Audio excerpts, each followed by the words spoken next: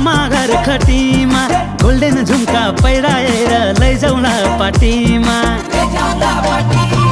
यही हो फाइदा नजिक मेरो